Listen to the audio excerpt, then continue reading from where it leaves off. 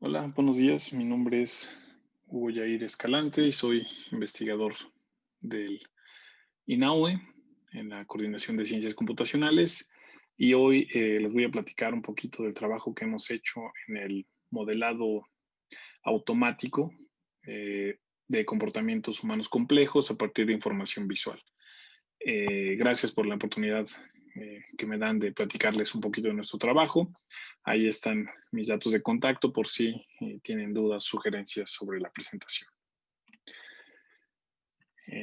Comenzamos. Bueno, eh, hay un área dentro de lo que se llama visión computacional. El área se llama Looking at People o mirando a la gente. Y en esta subárea de visión nos encargamos del estudio, del análisis de cualquier tipo de comportamiento humano a partir de información visual, llámese video, llámese imágenes. Y bueno, esto incluye o comprende, como les decía, toda una variedad de comportamientos, como los que vemos en la pantalla. Aquí del lado derecho estamos viendo una persona que está realizando ademanes. Entonces, en esta aplicación, pues nos interesa tener un programa de computadora que automáticamente diga qué es el ademán que está mostrando la persona. ¿Sí? Así como esta tarea, pues existen otras relacionadas. En el video volvemos a ver a una persona ahí y está realizando acciones en video continuo. Y entonces la tarea ahí es detectar o identificar cuáles son los comportamientos humanos que está realizando esa persona en este video continuo. Se está sentado, está saltando, está saludando, etcétera, ¿no? Todo eso debe ser capaz nuestro programa de computadora de automáticamente determinar qué es lo que está pasando. Del lado izquierdo vemos una imagen un poquito más compleja y lo que tenemos que hacer es, a partir de esa información visual, pues determinar cuál es el evento cultural asociado a la imagen, ¿no? Entonces debemos saber que, bueno, la computadora debe saber que si hay un toro, si hay gente corriendo con pañoletas rojas, pues entonces se trata de la pamplonada o los sanfermines, ¿no?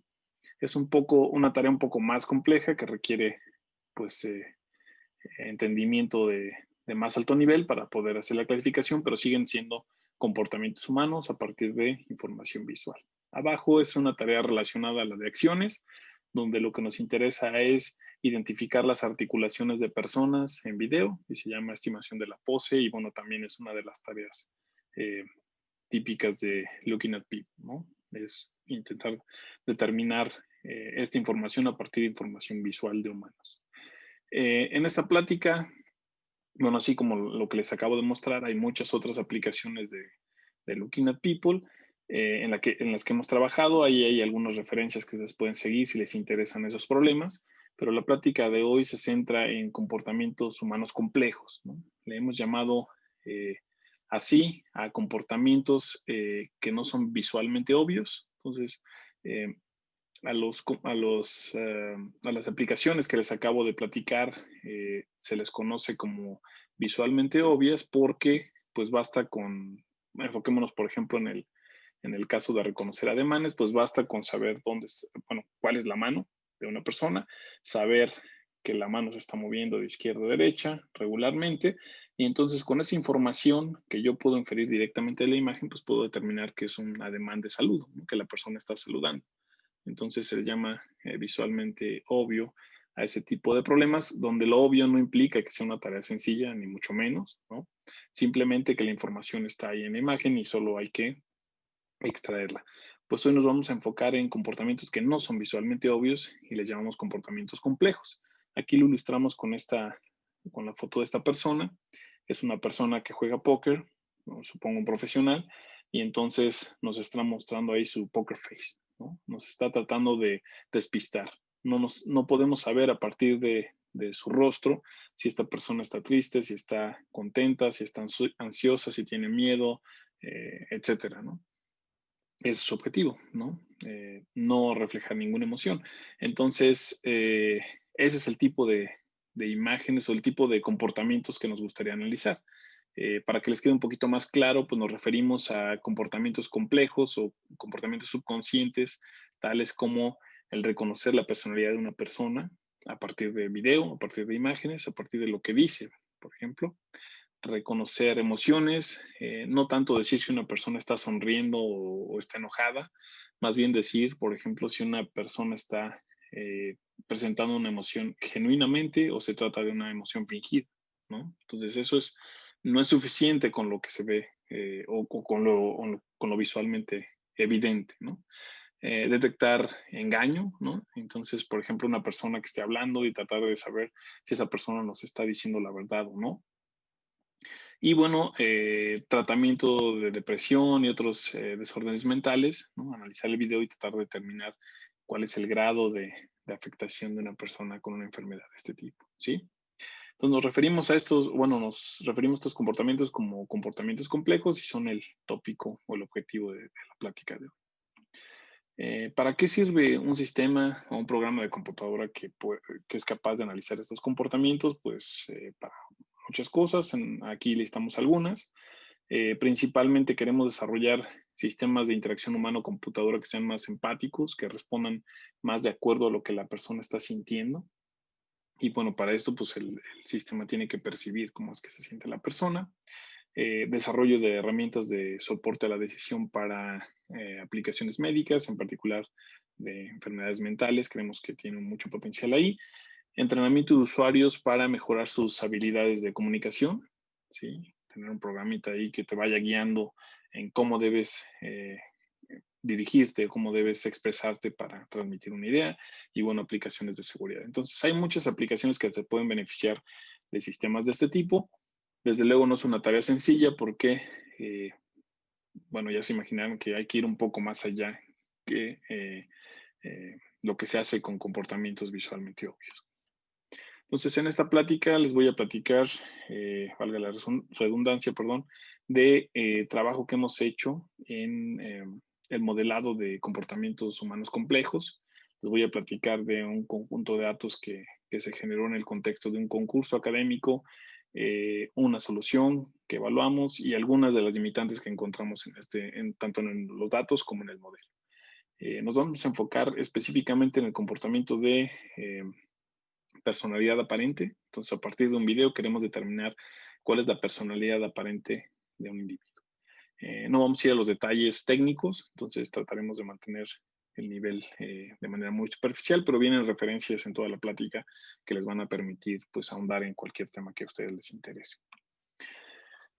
Antes de pasar de lleno a la plática, hay que tener en cuenta estas tres características que toda persona debe tomar en cuenta cuando desarrolla un sistema automático basado en Machine Learning y sobre todo cuando se trabaja con datos que vienen de humanos, ¿no? Como es el caso de esta aplicación. Entonces, siempre que se desarrolla un sistema de este tipo, pues hay que considerar Fairness, Accountability y Transparency o FAT, que, bueno, Fairness se refiere a desarrollar sistemas que sean justos, que no discriminen a ninguno de los individuos por razones pues de que son grupos minoritarios y cosas así. Accountability se refiere a saber delimitar la responsabilidad de quién es el responsable de un sistema que hace análisis de comportamientos humanos complejos, ¿no? Es el programador, es el investigador que lo diseñó, es el que lo está usando, ¿no? Entonces todo eso debe quedar claro y transparencia, de lo que hablamos un poquito más adelante, que tiene que ver con que los modelos o los programas de computadora que yo realice deben ser transparentes. Yo debo saber qué es lo que está pasando detrás de esos programas, ¿sí? Debo saber por qué el sistema me está recomendando tal cosa, por qué me está diciendo que yo soy extrovertido, introvertido, etcétera. Esto es muy importante en ese tipo de sistemas porque pues, las recomendaciones que hace un sistema de este tipo pueden tener implicaciones muy grandes, ¿no? En la vida de las personas. Entonces hay que tener siempre en cuenta estas tres eh, eh, características, ¿no? Fairness, accountability y transparencia. Y bueno, ahora sí pasamos a lo que les quiero platicar hoy. Les voy a platicar de reconocimiento de personalidad aparente de manera automática y para eso, pues voy a presentar material de algunas publicaciones que hemos presentado en algunos foros, en algunas revistas. Es un esfuerzo de muchas personas, es un equipo de trabajo muy grande y es trabajo de varios años, ¿no? Entonces, que empezó por ahí de 2016 y las últimas publicaciones están saliendo ahora en 2020. Entonces, es un grupo muy amplio, va a haber referencias en toda la presentación para que puedan ir a los detalles. Entonces, ¿qué es personalidad? Queremos trabajar o queremos estimar la personalidad aparente de una persona, pero ¿qué es personalidad? Bueno, aquí les muestro algunas definiciones o nociones aceptadas por la comunidad de psicología. En general, es bastante intuitivo. Creo que todos tenemos una idea de a qué se refiere uno cuando habla de personalidad.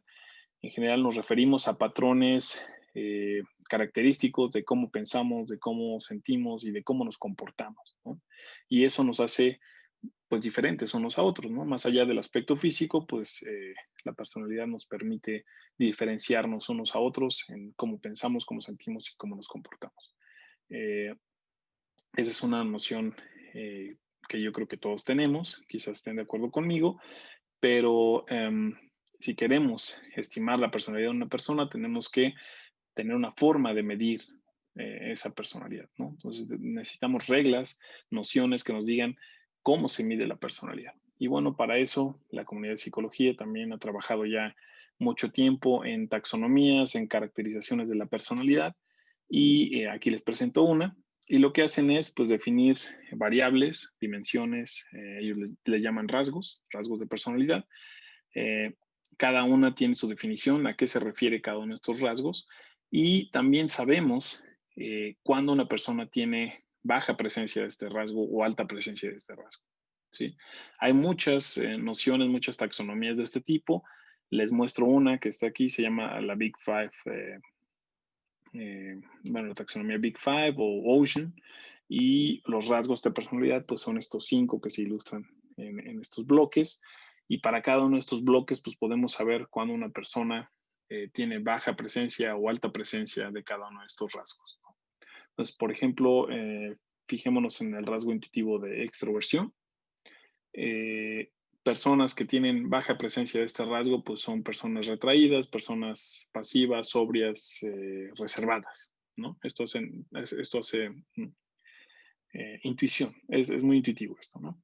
Cuando una persona tiene alta presencia de este rasgo, pues es una persona muy sociable, activa, divertida, eh, bueno, que le gusta expresarse, ¿no? Entonces, así tenemos esta categorización para cada uno de los rasgos y de esta forma, pues ya podemos de alguna forma decir eh, si una persona tiene más o menos presencia de cada uno de estos rasgos y eso nos va a permitir caracterizar la personalidad de una persona. Esto es lo que hacen los psicólogos, solo que ellos lo hacen de manera, digamos, manual. Necesitas un psicólogo enfrente de la persona, realiza usualmente un cuestionario, de acuerdo a las respuestas del cuestionario más la apreciación del psicólogo, pues puede estimar cuál es la personalidad aparente de una persona. Entonces, lo que queremos aquí es diseñar un programa de computadora que realice esto de manera automática. Eh, un poquito de evidencia aquí de cómo los humanos normales, no psicólogos, se forman una primera impresión de otra persona, es decir, eh, hacen como un estimado de los rasgos de personalidad de una persona sin saberlo. Pero bueno, se sabe que estas primeras impresiones se pueden formar tan rápido como en 100 milisegundos, ¿no? 100 milisegundos después de ver a una persona, pues uno ya tiene una primera idea más o menos exacta, ¿no? Pero si uno se expone más tiempo a esta persona, pues nuestra estimación se vuelve más exacta, ¿sí? Esto es cuando hay interacción en vivo, pero también se sabe que cuando a una persona le muestra una fotografía de otra persona, pues también se puede formar primeras impresiones de manera más o menos exacta, ¿no? Solo con ver una foto. Entonces, esto es lo que los humanos lo podemos hacer. Que también lo puede ser una computadora, que también una computadora puede reconocer estas primeras impresiones, que también puede reconocer los rasgos de personalidad aparente a partir de una exposición corta con una persona. Esto es a partir de un video cortito. Bueno, con el objetivo de responder esta pregunta, hace tiempo organizamos un concurso académico, un challenge, como los que organiza Kaggle, y otro tipo de foros, donde lo que queríamos hacer era explorar qué tan bien puede hacer qué tan bien una computadora puede reconocer estos rasgos de personalidad aparente. ¿Sí? Y hablamos de personalidad aparente porque queremos determinar qué es lo que parece que la persona está mostrando, ¿no? Cuáles son sus rasgos de personalidad aparente. Lo distinguimos de personalidad, digamos, genuina, en el sentido de que no se hizo un cuestionario por un psicólogo para cada una de las personas que intervinieron. Ahorita van a ver cómo lo hicimos, ¿no? Este es algunas imágenes. Aquí me estoy mostrando de imágenes y videos. No sé si vayan a escuchar el sonido. Con suerte pueden escuchar un poquito del sonido. Nosotros construimos un conjunto de datos que permitiera evaluar eh, estos programas que intentaban hacer predicción de personalidad. Se pusieron estos datos en una plataforma, se diseñó un protocolo de evaluación, organizamos algunos talleres y se otorgaron algunos premios para motivar a la comunidad. Y entonces, este concurso se liberó a la comunidad de visión computacional, de aprendizaje máquina, y lo que queríamos es que la comunidad resolviera estas 3 tareas que están ahí. Primero es, a partir de un video, de algunas características que ahorita les comento, queríamos programas que reconocieran los rasgos de personalidad aparente, ¿sí? Dado un video como entrada, el programa debería decir cuáles los valores de presencia de cada uno de los 5 rasgos que les comenté en la categorización Big Five. Además, queríamos que a partir de este mismo video, pues el programa nos dijera si sería buena idea o no invitar a una entrevista de trabajo a cada una de las personas, a las personas que están en el video. Ahora explicamos cómo generamos esos datos. Y finalmente queríamos modelos que fueran transparentes. Entonces queríamos también evaluar qué tan explicables e interpretables eran los modelos que se diseñaban para la tarea. ¿Sí? Entonces teníamos 3 cosas a evaluar. Ahora les explico un poco de los datos y más adelante de cómo se evalúan cada una de estas 3 cosas. Construimos un conjunto de datos que al final tuvo 10,000 videos cortos de 15 segundos. Todos estos videos fueron tomados de YouTube, de canales públicos, donde gente está pues hablando de algún producto, de alguna cosa, de algún sentimiento, digamos, es un tema libre. Recolectamos estos 10,000 videos y después usamos Amazon Mechanical Turk, que es un servicio en Estados Unidos que se usa para etiquetar videos, ¿sí? Les dimos a personas que trabajan en AMT pues una interfaz como la que se muestra en la derecha, ¿sí? Les mostrábamos un par de videos y después le teníamos una serie de preguntas asociadas a los 5 rasgos de personalidad aparente y también asociadas a la variable de si lo invitaría uno o no a la entrevista. Aquí los rasgos están codificados a un lenguaje más cotidiano, de manera que la gente entendiera a qué se refería cada uno de estos rasgos, y ellos tenían que decidir cuál de las 2 personas era la que mostraba más presencia de cada uno de los rasgos, y en la última pregunta, pues les interrogamos sobre a qué persona, a cuál de las 2 personas invitarían a la entrevista de trabajo. Pueden decir que a ninguna también, ¿no? Entonces, de esta forma, recolectamos un poco más de 320,000 anotaciones de este tipo. Estas anotaciones se convirtieron a valores reales, perdón, de manera que por cada video vamos a tener un numerito real que me indica la presencia de cada uno de los rasgos, algo como se ve aquí, ¿sí? Aquí ya procesamos o transformamos esos votos de Amazon Mechanical Turk y los transformamos en valores entre 0 y 1 que indican la presencia de cada uno de los 5 rasgos, como se puede ver aquí. Aquí mostramos pues imágenes de videos prototípicos asociados a valores altos o bajos de cada uno de los rasgos. Ya ustedes dirán si hace sentido, si son razonables las estimaciones. Hay toda una teoría para hacer esta transformación, las referencias están por ahí. Pero bueno, aquí ya tenemos estos datos etiquetados de esta forma y entonces tenemos otra vez nuestras 3 tareas que queremos resolver. Pues la primera es estimar cada uno de estos 5 rasgos de personalidad aparente. Entra un video, el modelo tiene que hacer una predicción para cada uno de estos 5 rasgos, ¿sí? Es decir, predecir un número real entre 0 y 1 que se ajuste lo más posible a los datos del conjunto de referencia. Entonces, una tarea de regresión. Lo mismo, estimar si invitas o no a una entrevista a la persona, se modeló como un problema de regresión también. A partir del video, el programa tendría que determinar un número entre 0 y 1 que me indique pues, la probabilidad de que se invite o no a esta persona a la entrevista. Para estos dos problemas, que son de regresión, pues usamos esta medida que se ilustra ahí abajo a la izquierda, y que es una medida como de accuracy, de exactitud, de qué tan preciso es el modelo, entre más cercano uno es mejor. Y bueno, para la tercera parte que tiene que ver con explicabilidad, pues esa se evalúa de una forma diferente que ahora vamos a explicar. Aquí está el escenario completo, ¿sí? De lo que queremos hacer, o lo que se quería buscar, las soluciones que participaran en este concurso o que usaran estos datos tenían que hacer. Teníamos datos que eran para entrenamiento, me parece que 6,000 de estos videos se daban como para que los usuarios pudieran desarrollar su programa y después usábamos otros 4,000 videos en 2 etapas, validación y entrenamiento, para evaluar que también funcionaban estos modelos, ¿sí? Entonces la idea era que una vez que la gente desarrolle su modelo con los datos de referencia, pues llegan nuevos datos que no han visto antes y el modelo debe ser capaz de hacer predicciones sobre los rasgos de personalidad aparente y sobre la variable de invitar o no a entrevista. Esa es la primera parte y la segunda parte pues se refiere a la explicabilidad. Para esto los sistemas deberían estar equipados con mecanismos que te permitieran saber por qué el modelo está haciendo tales predicciones. Y para esto se evaluó con un cuestionario que llenaron algunos expertos, un comité de expertos, y bueno, mediante esa forma se hacía la evaluación.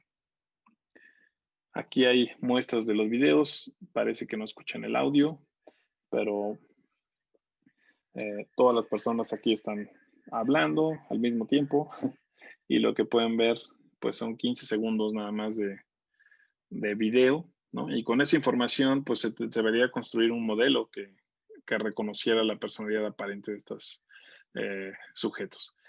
Pueden ver que hay una gran variedad en cuanto a edades, en cuanto a género, en cuanto a background de las personas, cómo están vestidos, etcétera, ¿no? Entonces, todo se trató de hacer de manera que no hubiera sesgos, aunque al final vamos a ver qué es lo que pasó, ¿sí? No les voy a platicar hoy del concurso. Les digo, esto se hizo un concurso, están los datos ahí disponibles para quien quiera participar, quien quiera realizar investigaciones en este problema. De lo que les voy a platicar hoy es de una de las soluciones en las cuales trabajamos, que desarrollamos junto con algunos colegas, y cuáles son los pros y los contras de un sistema de este tipo, ¿no? Entonces vamos a tomar como referencia este modelo, que es una red profunda residual, ¿sí? No voy a los detalles, pero es un modelo de Deep Learning, que es lo que todo mundo usa hoy. Esto es de 2017, ya un poquito viejito, pero aún es bastante efectivo, como vamos a ver más adelante. Entonces, es un modelo, una red neuronal profunda, convolucional, que procesa la información en dos partes, ¿no? En la parte de arriba se procesa la información de audio, ¿sí? Y en la parte de abajo se procesan los frames extraídos del video, básicamente. Es una red con flujo de dos tipos de información. Al final, en la última capa, pues se combina esta información para tratar de predecir los 5 rasgos de personalidad. También, si se predice la variable de invitada a entrevista, pues se añadiría aquí otro valor, no serían 5, sino 6. Y bueno, este es el modelo que vamos a estudiar. Se procesa audio, se procesa video por separado. Además de audio y video, también pusimos a disposición de la gente las transcripciones del audio, es decir, podíamos tener un archivo de texto que nos decía, pues, qué es lo que está diciendo la persona. Y ese también se procesó por separado con técnicas del estado del arte, One Hot Encoding o bolsa de palabras y también con embeddings, que son como técnicas del estado del arte. Queríamos saber como cuánto aporta cada una de las informaciones aquí. El audio y el texto extraído del audio difieren en que el audio nos da pistas adicionales de lo que se dice, ¿no? A lo mejor no tanto lo que se dice, sino cómo se dice, mientras que el texto nos dice qué es lo que se dice, ¿sí? Aquí hay una evaluación de este modelo. Hay muchos números por aquí, pero fíjense solamente en estas dos columnas.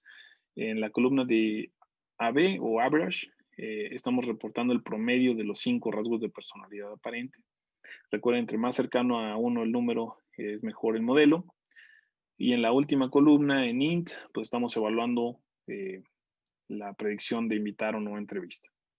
En las diferentes filas de la tabla podemos ver el uso de información diferente. Aquí cuando decimos language, pues es texto, básicamente. Cuando pasamos aquí a sensorial, pues se refiere a bueno, la modalidad de audio, la modalidad de video o la combinación de ambas. Y la última fila se refiere a combinar todo, ¿no? Tanto en la parte textual, la parte de audio y la parte visual.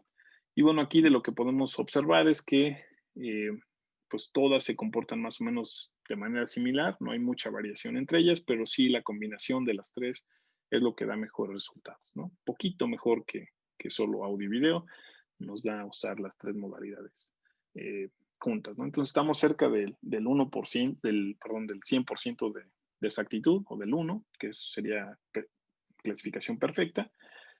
Aquí para su referencia, esto la tabla que muestro a la izquierda es la tabla del concurso, ¿sí? Para la predicción de 5 rasgos. Entonces, pues podemos ver que el que ganó, pues tenía aquí .9130 en el promedio de los rasgos y nosotros tenemos .9118, entonces la diferencia es prácticamente, bueno, de centésimas, ¿no? De milésimas, de hecho.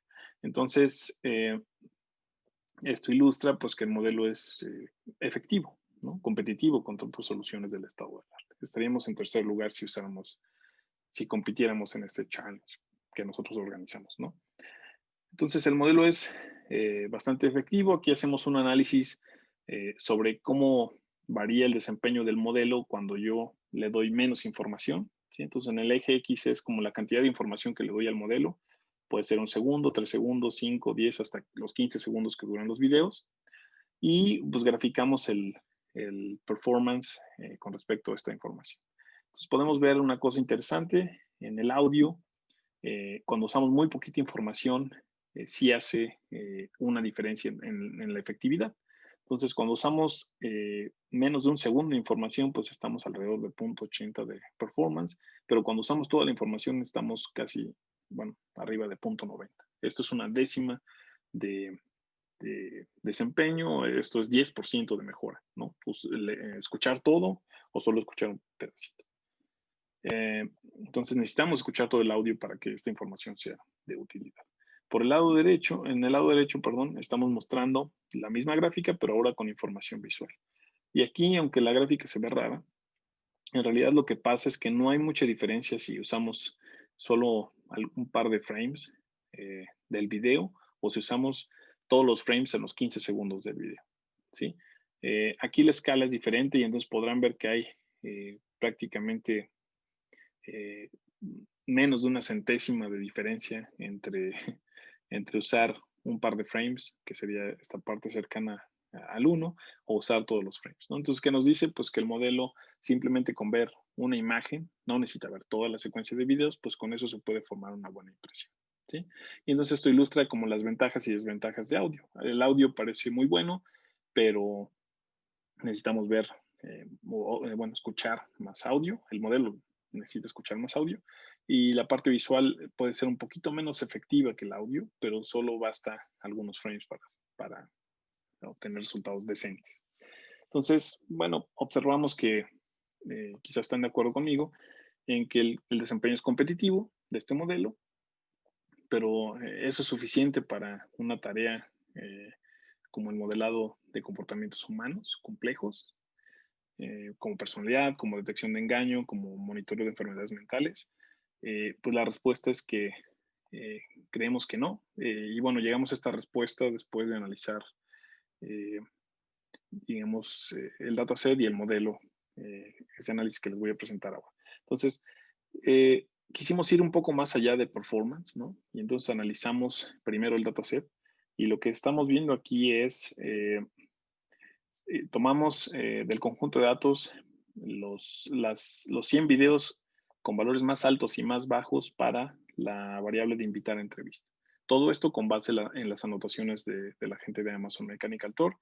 Y bueno, con esos 100 videos, lo que hicimos fue centrar el rostro y promediar el primer frame de todos estos 100 videos. Y lo que ven aquí, pues es la imagen promedio, el resultado promedio.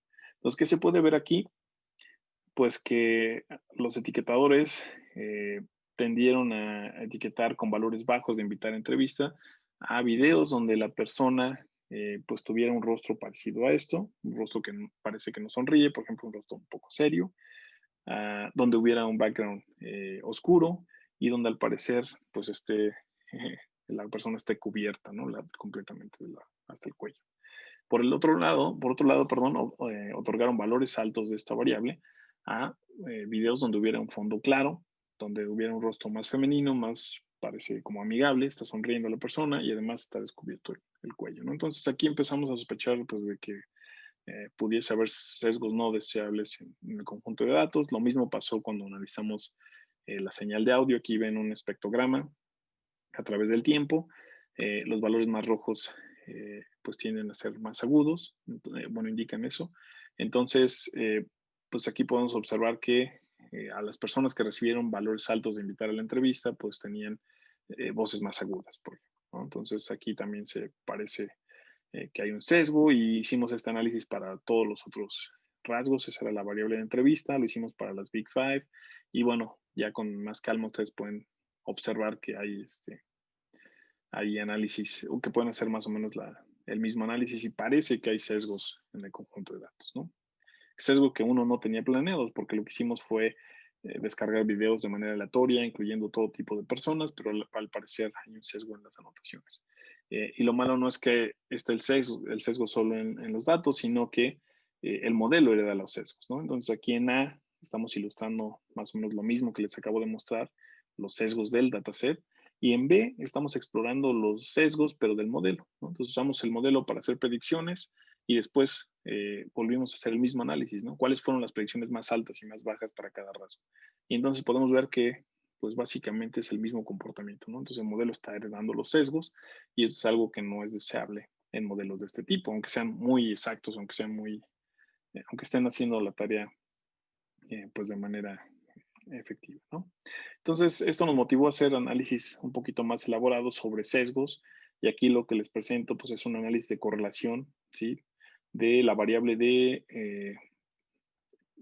invitar a entrevista con diferentes atributos, ¿no? Lo que hicimos fue etiquetar cada video por género y además por grupo étnico y entonces calculamos la correlación entre estas etiquetas de grupo étnico y género con la de invitar a entrevista.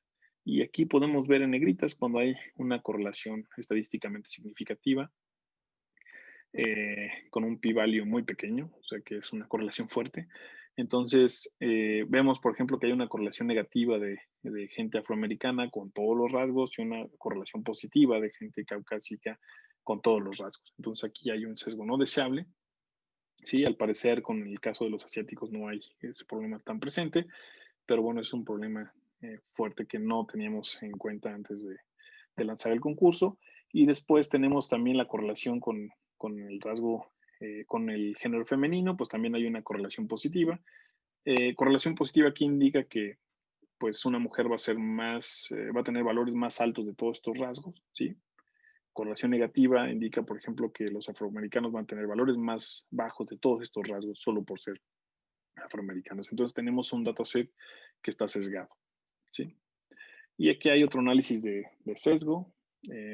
Lo que vemos aquí es, pues otra vez, comparar el sesgo en los datos, que son las líneas sólidas, y el sesgo en el modelo, que son las líneas punteadas. Entonces aquí el sesgo no se hereda tal cual, no se copia, pues no se imita, pero sí permanece, ¿no? Entonces, en el caso de los hombres, el sesgo parece mantenerse, en el caso de las mujeres, que es la línea roja, parece diferir un poquito, pero al final de cuentas hay sesgo, que es no deseable. Entonces, para una forma de evitar estos sesgos es desarrollando modelos transparentes, ¿no? Bueno, eh, no de evitarlo, sino de identificarlo y también de saber dónde atacar o dónde modificar el modelo o los datos para que el modelo o los datos no estén sesgados, ¿no? Entonces, una forma de hacerlo es mediante explicabilidad e interpretabilidad. Lo que queremos es hacer modelos que nos expliquen por qué están haciendo esas decisiones, por qué están haciendo esas predicciones, ¿no? Y que nos permiten interpretar qué es lo que está pasando en cada uno de estos modelos. Y bueno, esa fue la segunda parte del reto. No nos interesa tanto hacer predicciones ahora, sino saber qué es lo que está pasando dentro del modelo, poder explicar. Y bueno, hicimos algún análisis sencillo para tratar de identificar las razones de sesgo o qué es lo que podríamos mejorar del modelo. Y bueno, lo que ven aquí es el resultado de un análisis de oclusión. Lo que hicimos fue tomar algunas imágenes del conjunto, unos videos del conjunto de datos, y después hicimos oclusiones de tamaño de píxeles en ventanas de 10 por 10. Y entonces para cada oclusión hacíamos que el modelo entrenado hiciera una predicción, y después movíamos la oclusión y así, bueno, así ocluíamos toda la imagen con un pedacito a la vez. Y después calculábamos la diferencia de lo que dice el modelo sin oclusión contra lo que dice el modelo con todas las oclusiones. Y lo que ven aquí es la distancia euclidiana de esas diferencias de predicción. Entre más rojo, intuitivamente, intuitivamente significa que es más importante esa región para el modelo, para hacer unas buenas predicciones, ¿sí? Entonces, cuando uno le quita esa información, el modelo decae. Entonces, más rojo implica que es una zona más importante para el modelo. Y lo que podemos ver aquí, pues es que en casi todos los casos el rostro es importante. En algunos casos partes específicas del rostro, ¿no? La nariz, la frente, en otras ocasiones pues parece que todo el rostro.